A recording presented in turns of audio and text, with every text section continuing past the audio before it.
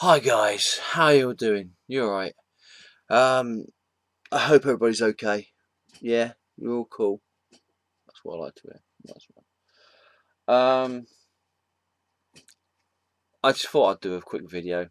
Uh, a couple of pickups that I got, and as well as that, I thought I'd show you something that I found out of my comic boxes that I knew I had, but I think I'm going to have to reread. I'm just beginning recataloguing my comics. This is going to be the fourth time I've tried to catalogue all of my comics. The last three times, well, the last time I tried to do it wasn't too bad. It was getting there, but then everything sort of went a bit squirrely, and um, yeah, I started getting loads of other comics and such, and it just screamed to a halt. So I'm starting again, recataloguing my comics, and I thought I'd pick a set of comics out that I haven't read for ages. I thought I'd show them. First up though, some comics that I've just recently got. Let's have a look. I'm not really going to do any reviews on these comics because they're all new. I haven't read all of them. Not all of them are new actually.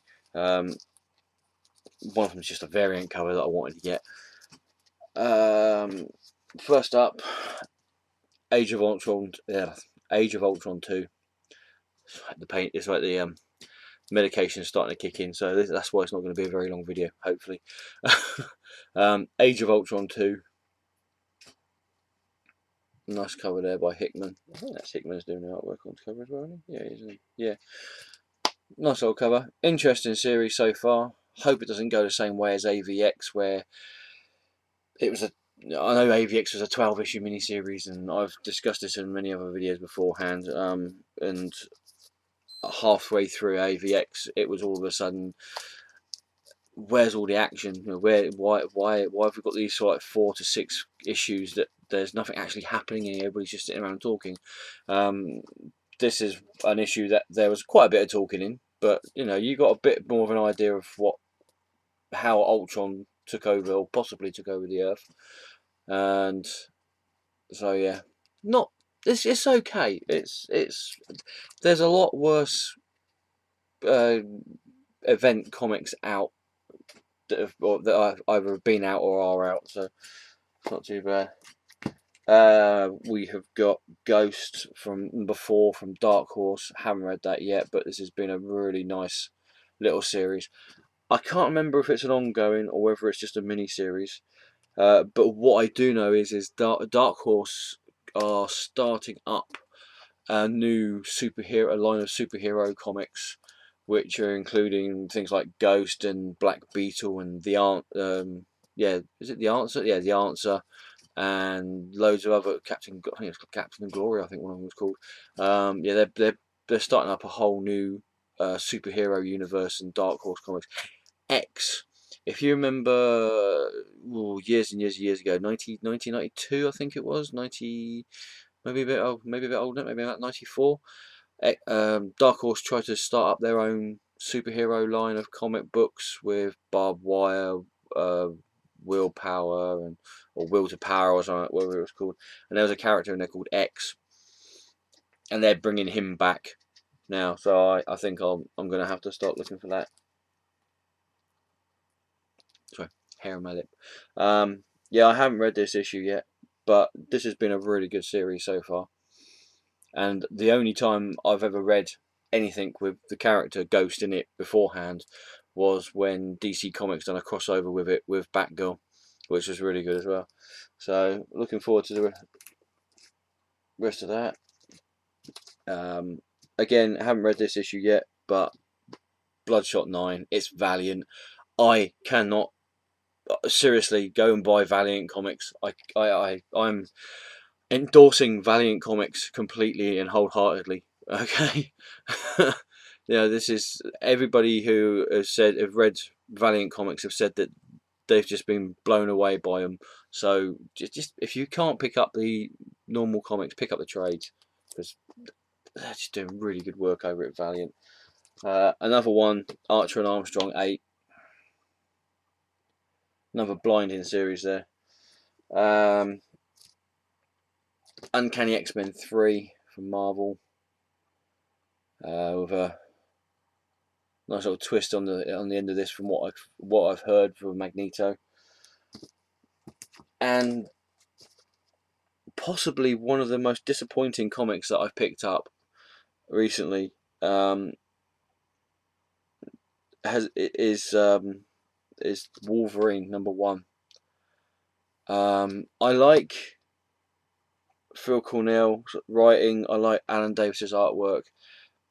Yeah, they've both done amazing comics. Cornell's Saucer Country is a brilliant series. It's just unfortunate that it just didn't get the reception that it deserved over at DC Comics. Also, he's writing another comic in Image Comics called Mudman. I think it's Image doing that anyway, and that is a really good comic as well. Alan Davis artwork. I love Alan Davis artwork. What he did with Excalibur and Captain Britain in the 80s was just brilliant. I used to love reading those comics, but this comic, whether it's because I'm not really a Wolverine fan. I mean, I've got a fair few Wolverine comics. I think I said in a video some time ago that I picked up about poke myself in the eye there with a blade.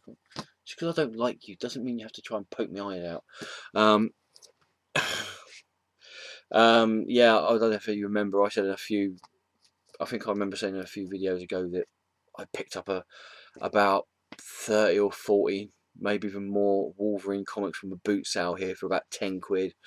And they were okay, but I've never really connected as such with the character, so maybe that's one of the reasons. I've been reading I've been sort of like reading Savage Wolverine as well, and the only thing that's really interested me in that is Frank Cho's artwork, which is absolutely brilliant, especially when he draws Shana the She-Devil. Um, so yeah, maybe I need to read it again to get it, but it just didn't gel with me, this one. Couple of older comics, not too older. One is a variant comic. I'm looking to get all of these, hopefully. I picked up #3 of this, which had Medusa on it.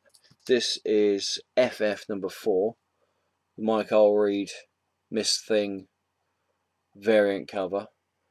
I love Mike Allred's artwork. If you saw ExcaliburBrits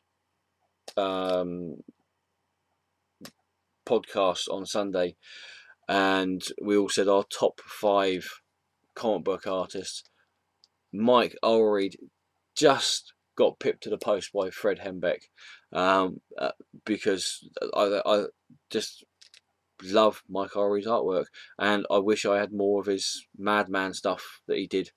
And I think I'm going to have to go looking for some Madman, Mike Allred Madman stuff. He does seem to be doing more covers now than actual comics. I know over at Image Comics, there's It Girls and the Atomics, where he's doing the covers for that as well. So I think this is one of the only comics that he's actually drawing the interiors as well as the covers. But yeah, and I know there's a fair few people out there that don't like Matt Fraction, but this is a really fun comic, and I think that's what you need in comics. You need to have fun comics. So I think #5 of this, the variant one, is She-Hulk. So that should be good. I'm a fairly big She-Hulk fan in any case. So,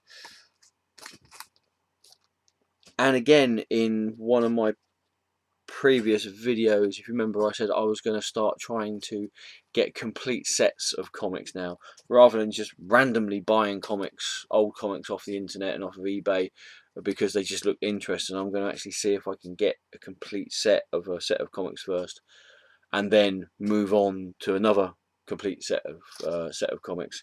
And the first set I said I was going to do was the Marvel Comics Doctor Who that came out in the early to mid 80s that reprinted all the Doctor Who weekly comic strips that come out in the British magazine, Doctor Who Weekly magazine, and they were the first time they were colorized. They've previously been they've recently been reprinted by IDW as the Doctor Who classics, and this one is Doctor Who number 5, with the Tom Baker Fourth Doctor fighting against the Time Witch in a what's known as a blank dimension, where basically if it's a blank dimension you can create whatever you want to create. It's a story of a battle of wills between the Time Witch, who is this eternally imprisoned evil person, and the Doctor, and I'll let you guess who wins out of those two. But I remember reading these comics, not the Marvel ones, but I remember reading the old Doctor Who weekly comics that I used to get because I'm a big Doctor Who fan. You might not notice it really much, but I am a big Doctor Who fan. Especially with the classic series. I grew up with the classic series. Tom Baker was my first Doctor, so and rereading them, even though they're in colour in the Marvel ones, rereading them just brings back so many memories for me. For sitting down in the living room in my mum and dad's house, not a million miles away from here, where we used to live, and just sitting in the living room, trying to make up my mind of whether I'm actually going to watch Doctor Who on TV or read Doctor Who Weekly magazine. And the TV show always won out, because as soon as the Doctor Who TV show finished, I would read the magazine and read the comic strips in it. I remember as well, like most kids when they used to be, I'm sure everybody when they were a kid, you used to be into things like dinosaurs and that, and you used to be able to name every single dinosaur that was about, that was known about at that time. I was into dinosaurs, but I was also into Doctor Who. When I can't do it now, but when I was younger, I used to be able to name every single episode or every single story arc that was in the Doctor Who pantheon and that. Don't ask me to do that now, because my brain's just full of boring, nonsensical adult stuff now, unfortunately. But yeah, so that's number 5. I'm going to have to go digging into my comic book collection to see how many of these old Marvel Doctor Who's I've got to complete my collection. I said in the previous video there was about 50. I was wrong. There was 23 of these printed. There were 23 issues in this series run, plus there was 4 issues that was in the Marvel previews, Marvel premiere, which was issues 57, 58, 59 and 60. And yeah, like I said, I'm gonna have to dive in there at some point and go through all my comics and see which ones of these I've still have, and then I can make up my list and see which ones I need to get. And you know the story, you've all been there before. So, and finally, because even though I said this is going to be a quick video, it's still already come up to 15 minutes, which is quite quick for me actually. As I said at the beginning of the video, I'm recataloguing my comics, which is a very long and laborious task when you think about the fact that I have got altogether this box here is box 56. Okay, I have got 16 short boxes and 40 long boxes here. Okay, with full of comics, and they are full of comics.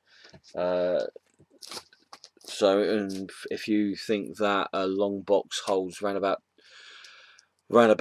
250 to 300 comics, and a short box holds around about 200 to 250 comics, yeah, you can make up you can do the maths and figure out how much at least these size comics that I've got. That's not including my magazines here, my 2000 ADs and my English magazines and comics and my graphic novels that are down here and up there, and my books and my part collections. And I really need to get a bigger house. Anybody who wants to buy me a nice big house, I'm more than happy. I'll be more than happy to take it off your hands if you want to give me a nice big house to live in. Honest, I'll look after it. As long as I can, have the money to buy my comics and that, it'll be fine. But yeah, I've been going through this through my comics, recataloguing them, and in one of the latest issues of previews for Image Comics, the Joe's Comics are starting up again. J. Michael Straczynski is starting up his Joe's Comics imprint for Image Comics with the series 10 Grand, with art by Ben Templesmith, who did, is it Ben Templesmith? I probably got his name completely wrong. The guy who did the artwork for 30 Days of Night and various other things, like most of the stuff he's done with Steve Niles. So the Cal McDonald series of horror detective series, and that 30 Days of Night, and loads of other stuff as well. It's really sort of like interesting artwork. So J. Michael Straczynski's got a new comic out called 10 Grand, which is coming out in June, I think. Yeah, June time, something like that. But that got me thinking. There was two series that I really enjoyed from J. Michael Straczynski that he brought out, not including his run on Spider-Man, other than the last story arc, but we don't go with that. And one of them was Rising Stars. I don't know how many people out there actually collected this or read it or whatever. I'm gonna have to reread this. I know the basics of the story. There was a strange meteorite or strange comet that passed the Earth, and at a specific point, these children were conceived as the comet passed the Earth, and some of the children gained, or were born to gain later on in life superpowers. And there was loads of offshots of it as well. Well, about 4 or 5, 3 or 4 maybe offshots of it. We have got Rising Stars Prelude #1. Now these actually come out after the first issue, because this one, I think that came out in 2000, and the first issue of Rising Stars came out in 99, I think it was. So it's Rising Stars. That's Prelude. We have got #0, which has got a really funny story in there, about a guy who they've got a load of the kids in this place that have got superpowers, and this guy's dressed up as a clown, and he's trying to explain to them how they're not prisoners. They're just gonna be here, be in this place for some time, so they can be taught how to use their powers properly.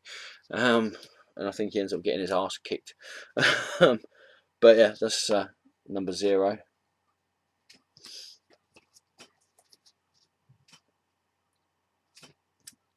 #1/2.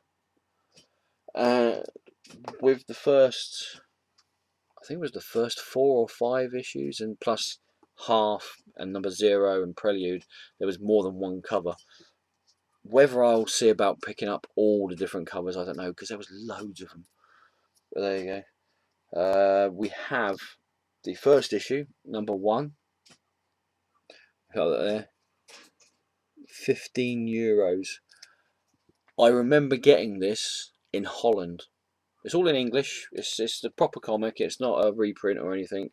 This is the proper first issue, first print of Rising Stars. But I remember picking this up in Holland in a comic shop. I'm sure it was in Utrecht in Holland. It may have been in a shop in the town of Leiden in Holland, but I don't think it was. I think it was in a shop in Utrecht called Stripwinkels, or something like that. Yeah.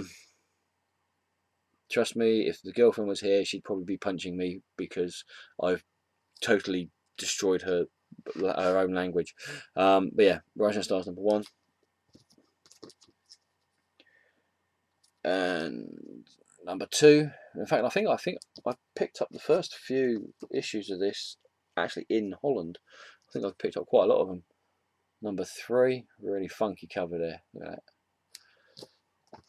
We'll just rattle through these. If you want to have a look at them, if you want to have a better look at them, then feel free to pause the video.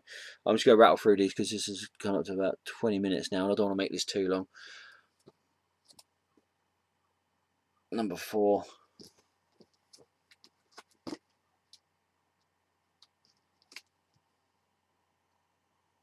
#5.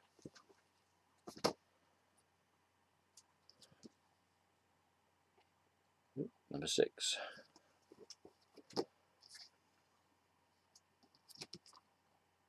And #7. They're in numerical order, so I won't bother saying the numbers. But from what I remember, this was a really good series. The first few issues of this, if I remember correctly, I picked up. I must have picked them up. I must have picked them up in Holland when I went to visit the girlfriend who lives over here now. I must have picked them up in Holland when I popped over there to visit her and her parents. And then later issues, I actually started reading this around about issue 17, I think it was, or something. I'll tell you when I find the cover.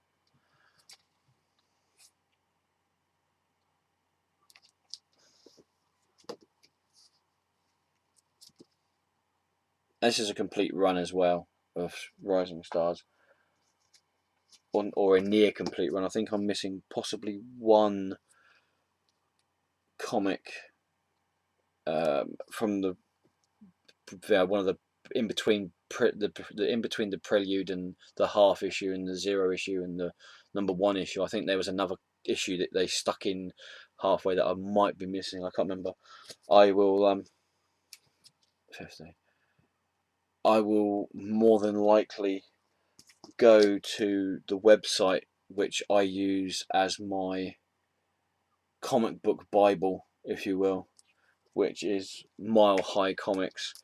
I've never bought anything from them. Yeah, it was issue 17 that I started reading this from, actually, and then all the rest of them I must have picked up.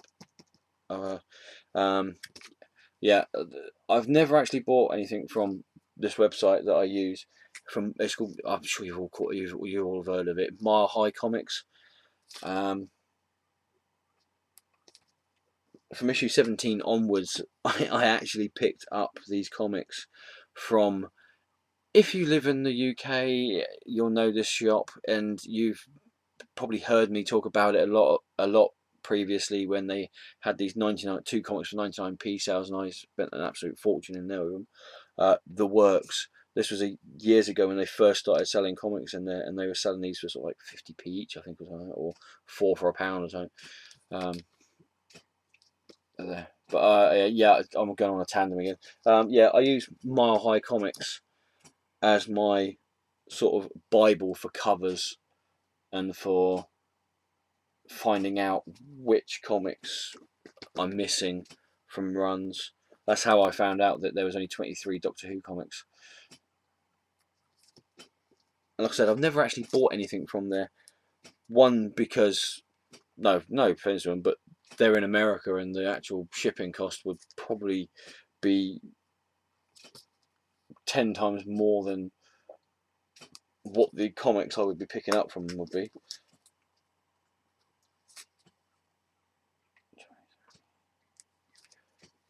And the final comic, there was a massive gap in time between issue, I think it was issue 20 to 24. There's only 24 issues in this comic.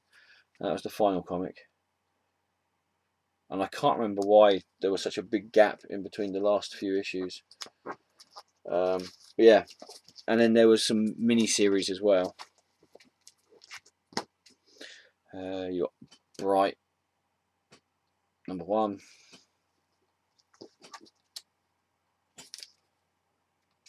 So if you can hear that weird ka-chunking noise, you might not be able to hear it, but I can hear it.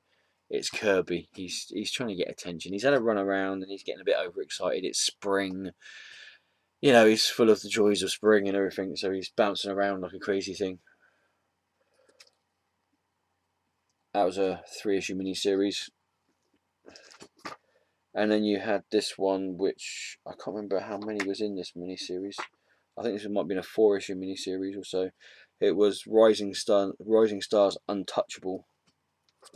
I've only got 1 issue of that, so I'll have to see about getting the rest of those. That's issue 2. I'm sure I'll come along and pick them up when they're cheap on eBay. And then there was the last mini-series that come out, which was Rising Stars of Voices of the Dead. I mean, this is one of those series where if I see the issues cheap on eBay, I'll pick them up. But they're not really. It's not really something that I want to go crazy over and going, oh, I've got to have that complete set. There are, to my mind, more important comics that I want to pick up. #4, pretty cool cover there. Pretty cool cover.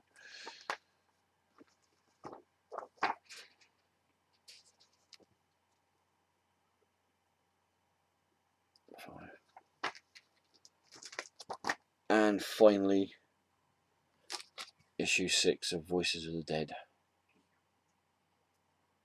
There you go. Just a little rundown of some comic series that I picked up that I remember enjoying reading, and I'll probably end up reading again. And some pickups that I've got there as well. So there you go.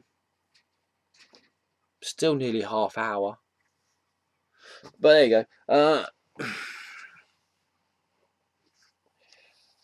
Don't forget, this Sunday, 1900 hours GMT, ExcaliburBrits. It's going to be a cracking podcast.